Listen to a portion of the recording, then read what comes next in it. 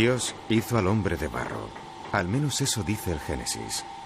Metáfora o no, esa frase relaciona la tierra con nuestra naturaleza más corpórea. El hombre, a su vez, hizo con barro todo cuanto pudo, figuras, azulejos y cacharros tan útiles que sus modelos se han repetido durante miles de años. Pero con barro cocido también hizo ladrillos, y con los ladrillos, ciudades. Con los ladrillos escribió geometrías, dibujó estrellas, esculpió sueños, levantó torres. Todo lo que se puede hacer con ladrillo se hizo en este lugar. Y este lugar nació porque existe el ladrillo y la cerámica, y existe el hombre. Por eso aguanta, aunque algunos lo duden. Si el hombre existe, que es barro vivo, Teruel existe, porque es barro cocido. Ladrillos hacia el cielo.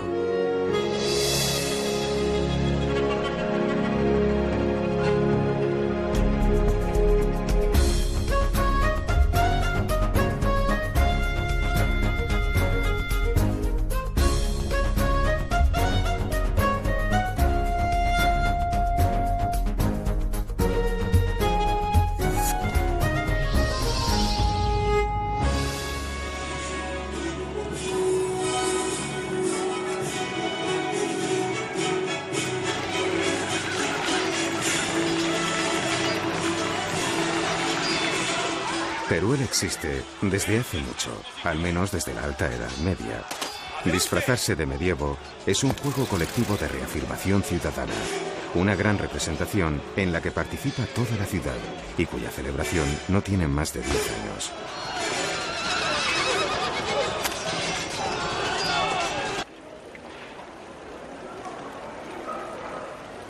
Plaza del Torico. Plaza de estructura medieval, irregular, porticada para asegurar el comercio bajo el rigor de todos los climas. Todos los caminos van a Roma, y en Teruel todas las calles llevan al Torico. Figura mínima, símbolo humilde, para muchos decepcionante y para otros suficiente. Vocablos afines. Toro, turolense.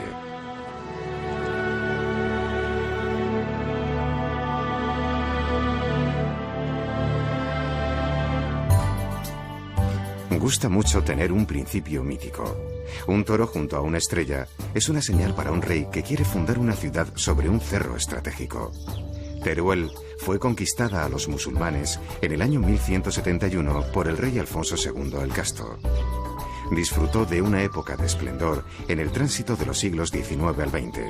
Sin embargo, casi fue olvidada en la segunda mitad del siglo XX, pero ha renacido, ha llamado a las puertas de su propia historia y ha afirmado con contundencia: yo existo.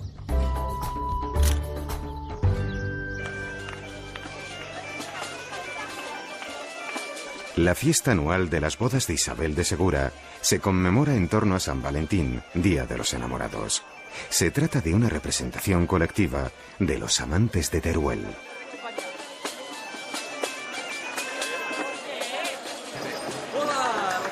La historia es esta. Dos jóvenes se enamoran, pero él es el segundón de la familia y no tiene recursos que ofrecer a su acaudalada dama. Pactan un plazo de 5 años para que él haga fortuna en las cruzadas. El plazo llega a término y el padre obliga al matrimonio de la chica. Justo entonces el joven llega de las cruzadas con fortuna suficiente. Ingenuo, cree que las campanas anuncian su llegada, pero no es así. Celebran la boda de su amada con otro. Y te pongo este anillo en símbolo de nuestro amor. En su encuentro le pide un beso que ella, mujer recién casada, no puede darle. Él muere de amor, o de pena, o de las dos cosas. Ella corre hacia él, besa el cadáver, muere también al instante.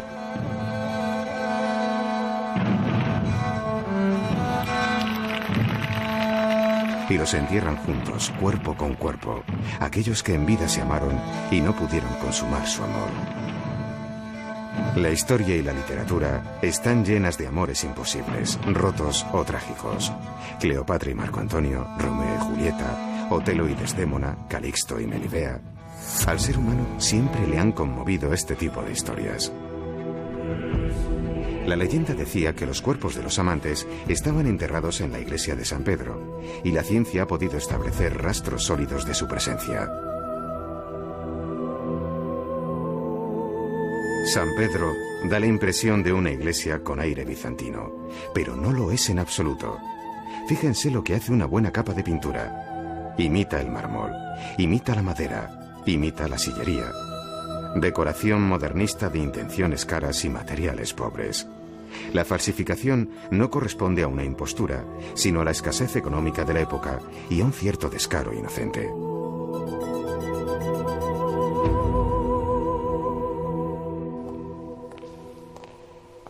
La iglesia de San Pedro es el típico ejemplo de iglesia fortificada. Por el ámbito podemos repetir el caminar obsesivo de los cuerpos de guardia rodeando una y otra vez el perímetro del templo. Pero lo mejor de San Pedro es su torre. Se trata de la torre mudéjar más antigua de toda la ciudad, desde cuyo campanario se llamaba al culto, a la defensa o a sofocar el incendio, y cuya puerta taladra su base de lado a lado y marca la frontera entre el barrio cristiano y el barrio judío. 3 detalles de la torre: la mano de Fátima, las llaves de San Pedro y la rueda de la fortuna, símbolos de la religión musulmana, cristiana y judía, muy cerca unos de otros, signo de clara vecindad. En el recinto de San Pedro hay un museo dedicado a los amantes. No se sabe cuánto se exageró la historia, pero algo cierto debió ocurrir en Teruel en aquel lejano siglo XIII. Juan de Ávalos logró un dramatismo conmovedor. Las manos están cerca, pero no se llegan a tocar. ¿Hay mejor metáfora para expresar un amor imposible? El hecho es que bajo las tumbas se conservan las momias de un hombre y una mujer, cuya datación, gracias al carbono 14, pertenece con exactitud a la misma época en la que se sitúa la historia de los amantes.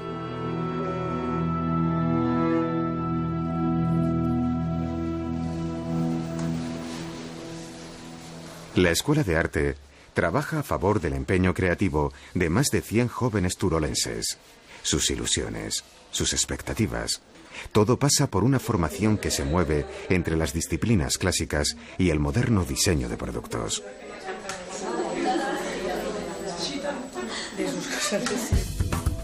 El arte de Teruel tiene un nombre propio: mudéjar. Mudéjar significa aquel al que se le ha permitido quedarse. Se trata de arte cristiano hecho por los musulmanes, aquellos que iban quedando en la retaguardia de la Reconquista. Eran buenos albañiles que trabajaban rápido, con materiales baratos y resultados precisos. En nuestro idioma, una gran parte del argot constructivo son palabras de etimología musulmana: alféizar, zaguán, azotea, zócalo y un largo etcétera. Hay que subrayar que, a diferencia de otros movimientos artísticos, el mudéjar es un arte único, solo desarrollado en nuestra península, y Teruel es uno de sus hitos.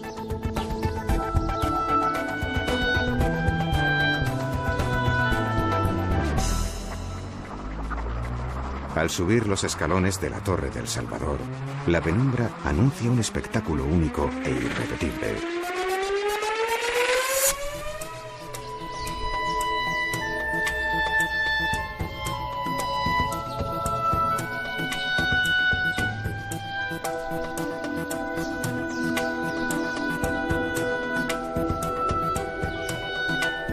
Desde esta torre se ven las otras. Desde las otras se ve esta. Un juego de reflejos e insinuaciones en el que cada torre es idéntica a sí misma en los 4 lados y a la vez diferente a las demás. Esta vez agradecemos el pequeño tamaño de esta ciudad de menos de 35.000 habitantes. Los grandes edificios que la ciudad nunca tuvo nos permiten apreciar las torres de una manera casi idéntica a cuando fueron construidas hace 600 años.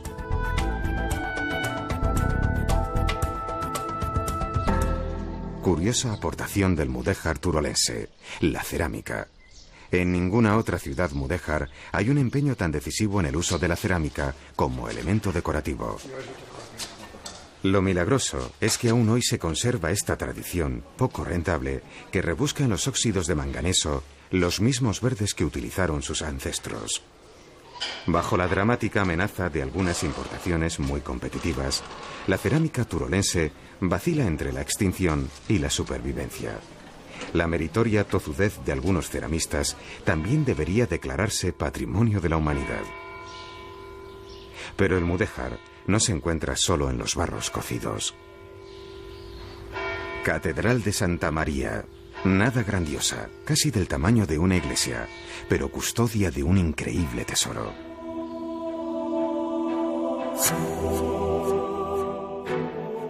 El tesoro no es su magnífico cimborrio mudéjar ni el retablo de madera renacentista.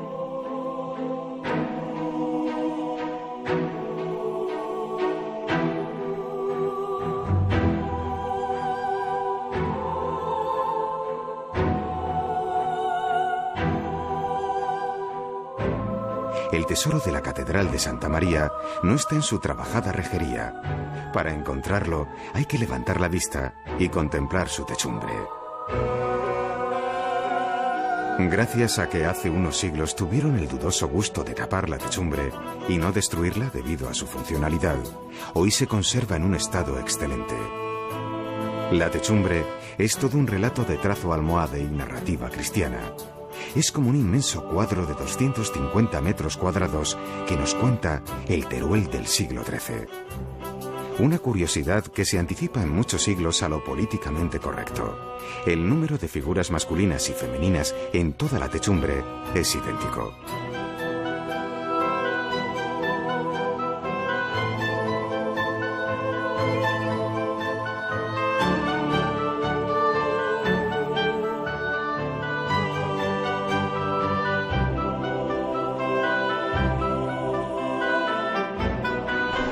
La autovía entre Zaragoza y Valencia acerca Teruel al siglo XXI. Antaño el tren era el único enlace de Teruel con el mundo. La llegada del ferrocarril supuso un gran impulso para el Teruel de principios del siglo XX. En la actualidad, un ascensor conecta la estación con la ciudad, pero a principios del siglo XX se construyó una poderosa escalinata que ascendía desde el nivel del ferrocarril hasta la plaza del Óvalo. La escalinata es todo un símbolo de aquella época.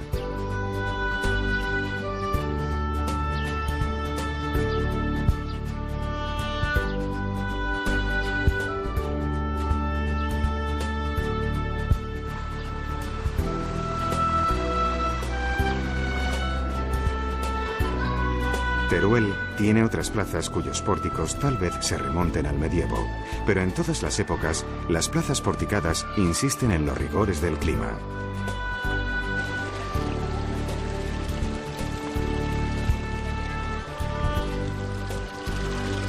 El agua de la fuente nos recuerda que la lluvia que discurría por la plaza del Torico terminaba escurriendo en un aljibe que hoy es visitable, grandioso depósito de más de 7 metros de altura.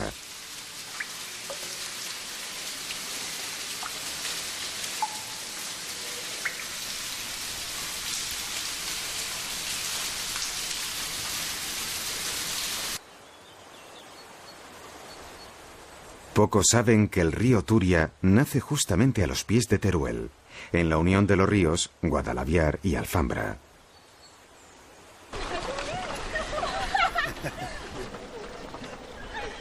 El pantano, situado a pocos kilómetros de la ciudad, es la auténtica playa de Teruel. Con frecuencia la fama de sus inviernos hace olvidar el rigor de sus veranos. Los turolenses le sacan mucho partido a esta zona de expansión en la que el principal elemento es el agua, un bien muy apreciado desde siempre.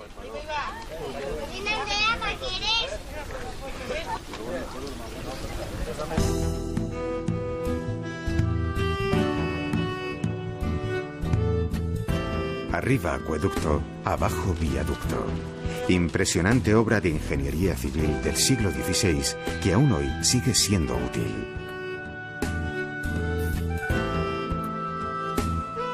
Teruel no es una ciudad llana, ni mucho menos. La ubicación de barrios en distintas colinas obliga a la existencia de puentes. El viaducto se construyó a principios del siglo XX y hoy es paso exclusivo para peatones.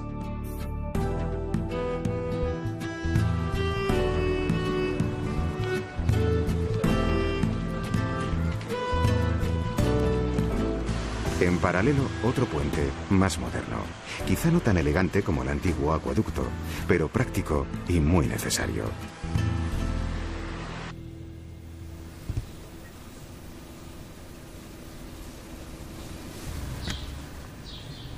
El jamón de Teruel tiene tanta fama como su frío. Ambos están indisolublemente unidos. De hecho, el clima seco invernal durante el periodo de curación es el ingrediente que lo hace único. Bien cortado, bien servido y mejor comido. Su jamón es mucho más conocido que su escuela de hostelería. Pero lo cierto es que esta pequeña escuela situada en el corazón de la ciudad es un centro de aprendizaje y desarrollo del Teruel contemporáneo. Algunos grandes cocineros proceden de ella. Apreciamos los matices, acto seguido vamos a oler y ya la prueba definitiva es gustarlo. Cogemos la copa, introducimos un poquito en el paladar.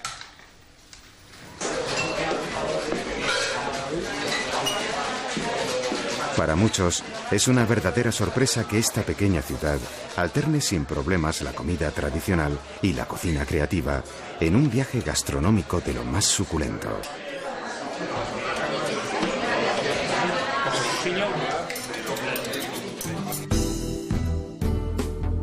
El Palacio de Congresos es una apuesta de nueva arquitectura y un reto para una ciudad como Teruel que entra en el competitivo mundo de los congresos y las ferias, al que parece que en los últimos años se han apuntado muchas de las ciudades de nuestro país.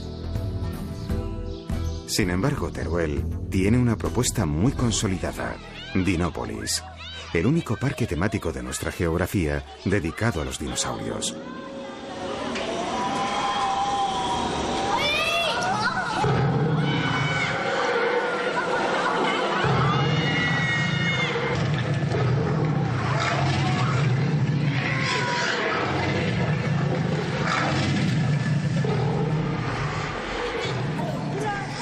Dinópolis es un lugar de juego y aprendizaje, donde se alterna la investigación de los paleontólogos y sus aplicaciones museísticas con un mundo de cachivaches y atracciones que hacen las delicias de padres y niños.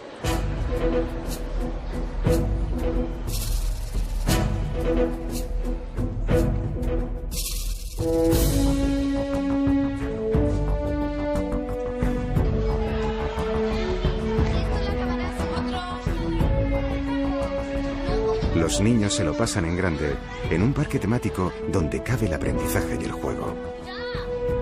No hay duda, aquí el protagonista es el Tiranosaurio Rex, un ser poderoso que centra la admiración de los niños de todas las edades. Contado así, de mayor todos querremos ser como el Tiranosaurio Rex.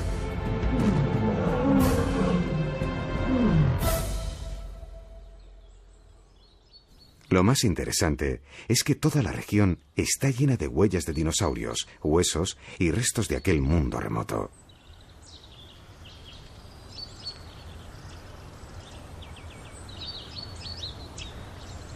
La provincia de Teruel también es rica en patrimonio prehistórico. En cuevas y abrigos de la zona es posible ver representaciones de animales que todavía corretean por campos cercanos.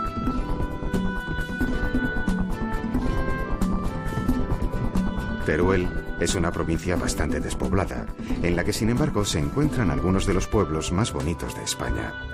Albarracín ocupa con propiedad uno de los primeros puestos.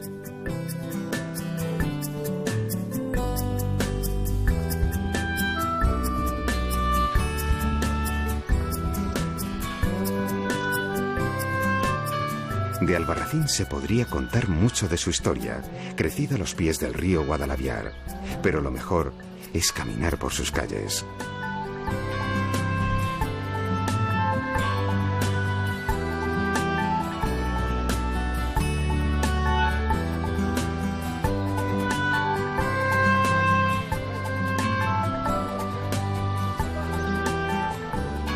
Pasear por las calles de Albarracín es disfrutar la variación sin igual de los matices terrosos de sus fachadas, fijarse en los detalles o detenerse frente a los imaginativos llamadores de hierro de sus puertas.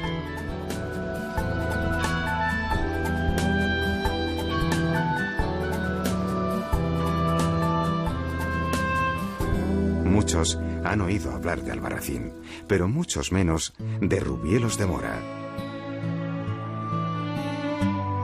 Casas y palacios que se remontan a un pasado glorioso y que se han conservado gracias al respeto de sus habitantes hacia la arquitectura tradicional. Hay mucho ahorro personal invertido en estas piedras. Muchos oriundos que emigraron en el pasado recuperan el pueblo poco a poco.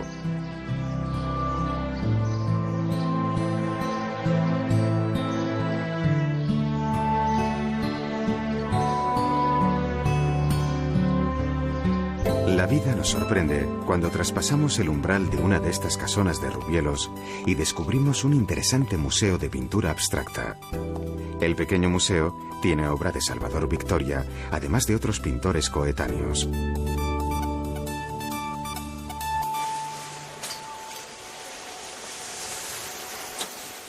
En Teruel, la nieve es un negocio reciente. La mejoría de las comunicaciones ayudan a que sus pistas sean lugar de aprendizaje de muchos valencianos, que viven al nivel del mar, pero en la cercana provincia de Teruel tienen el pueblo de mayor altitud de España, Valdelinares.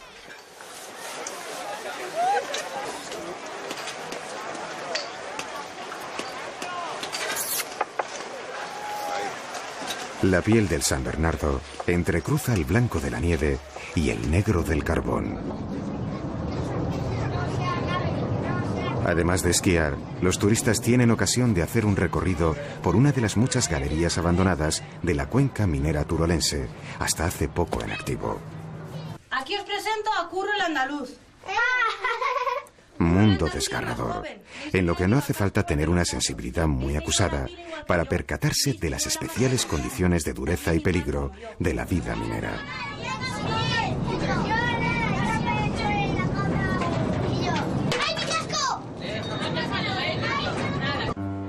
La minería fue uno de los motores que hizo rico el siglo XIX en Teruel. El modernismo, que era el estilo epatante del momento, aparece en algunos edificios del casco antiguo. Entre todos los edificios modernistas, en la Plaza del Torico hay dos viviendas que destacan. Ambas fueron obra de Pablo Monguió, discípulo directo de Gaudí. El mundo vegetal desplegado en el trabajo de forja asciende por la fachada azul celeste. En la parte alta aparece sin disimulos el ladrillo, en lo que parece un homenaje al mudéjar. Mucho en Teruel se construyó en neomudéjar. Con persistencia, la ciudad retorna a su origen mestizo. Muchas ciudades tienen una colección más o menos interesante de arte sacro. La de Teruel es excelente. Ubicado en el Palacio Episcopal de finales del siglo XVI, posee una extensa colección de pintura, escultura, arte filipino y orfebrería.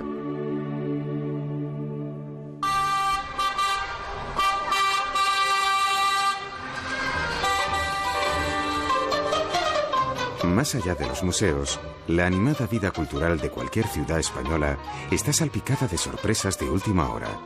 Durante unos minutos, la alegría de las danzantes retumba en toda la plaza.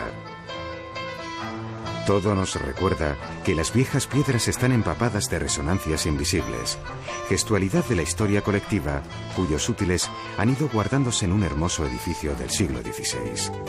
En el Museo Provincial duermen arrumbados los objetos del pasado, un pasado que hoy nos resulta lejano y sorprendente. ¿No es increíble que construyesen una máquina de tamaño tan considerable para confeccionar espaguetis? ¿Era necesario proteger las alpargatas de la nieve? ¿Había pastores que ya disponían de una cubertería plegable hecha de hueso?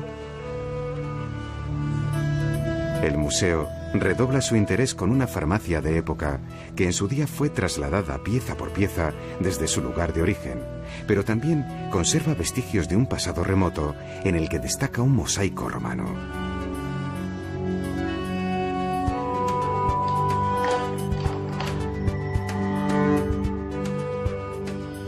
Estamos al final del viaje. En la habitación del hotel, cuya puerta se abre con una tarjeta de plástico, la máquina fotográfica, naturalmente digital, nos golpea la memoria con objetos que acabamos de ver en el museo. Diseños perfectos, funcionales y ergonómicos. Aunque estas modernas palabritas, entonces, no se utilizasen en absoluto.